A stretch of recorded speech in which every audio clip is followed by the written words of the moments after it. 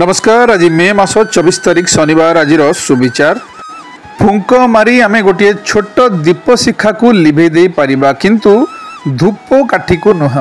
कारण जी महकी थाए ताकू केही लिभे पारंती नाही, आउ जी जली थाए से डेरी हेले मध्य लिभि जाई थाए। संपर्क सरीगला बोली कहीदेबा बहुत सहज होता है, किंतु जनक स्मृति लिभेबा सहज होई न थाए। हृदय समस्तंक पाखरे अच्छी, भावना भी समस्तंक पाखरे अच्छी, बास परिवर्तन समय अनुसार हो जाए। किए बा देवी किए बा अच्छी मोर, सबु तो तोहरी दान। एतिकी करुणा करिबुरे जगा, तुंडे थाउ तोर नाम।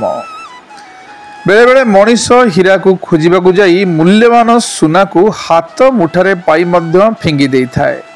जेते बेले हीरा खोजी खोजी थकी जाए, सेबे से बुझी पारे फिंगी थिबा सुनार मूल्य केते कौन। मनीष सबुठारु बड़ शिक्षक हेउची परिस्थिति। एथिरु मनीष जहाँ शिक्षा पाए ताकू से केबे भूली पारे नाही। शुभ सकाळ, दिनटी आपणकर मंगलमय हो।